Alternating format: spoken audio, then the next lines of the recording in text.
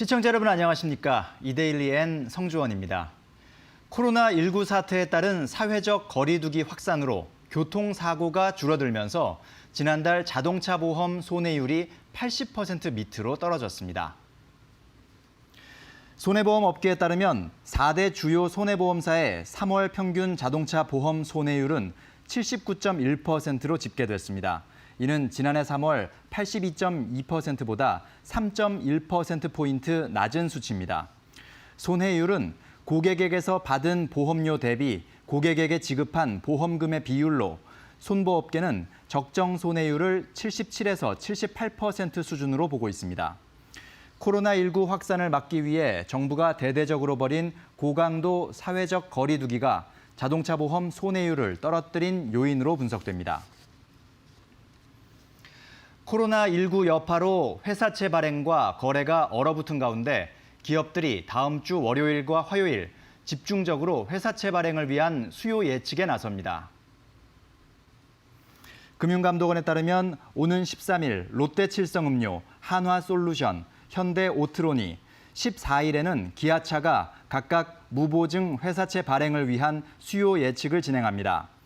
모집 금액은 총 7,400억 원으로 회사별로 보면 기아차 3,300억 원, 한화솔루션 2,100억 원, 롯데칠성음료 1,500억 원, 현대오트론 500억 원 등입니다. 이 가운데 기아차와 롯데칠성음료, 한화솔루션은 채권시장 안정펀드의 매입 조건을 충족하고 있어 채안펀드가 이번 수요 예측에 참여할 것으로 예상됩니다.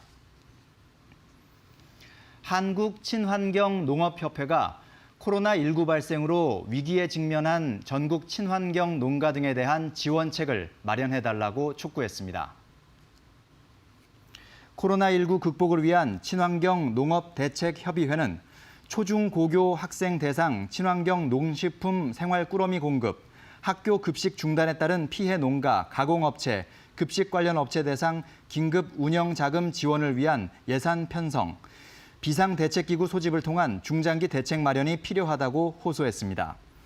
코로나19 발생으로 전국의 초중고교 개학이 연이어 연기되면서 전국의 친환경 농가, 생산단체, 생협, 가공업체, 급식 납품업체, 소비단체 등이 큰 위기에 직면해 있다고 협의회는 주장했습니다.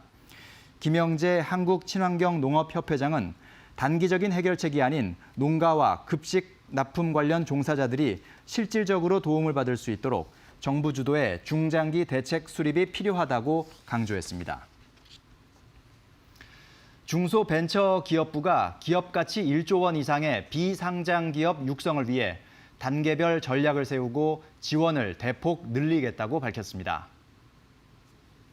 박영선 중기부 장관은 어제 서울 영등포구 여의도 중소기업중앙회에서 열린 2020년 제1차 금융지원위원회에서 지금까지 만들어진 유니콘은 보통 글로벌 자본 투자에 의해 탄생했다며 중기부는 K-유니콘 프로젝트를 통해 우리나라 자본을 기반으로 유니콘을 만들겠다고 말했습니다. 중기부는 K-유니콘 프로젝트를 통해 기업 가치 1,000억 원 이상 예비 유니콘을 오는 2020년까지 500개로 늘린다는 계획입니다.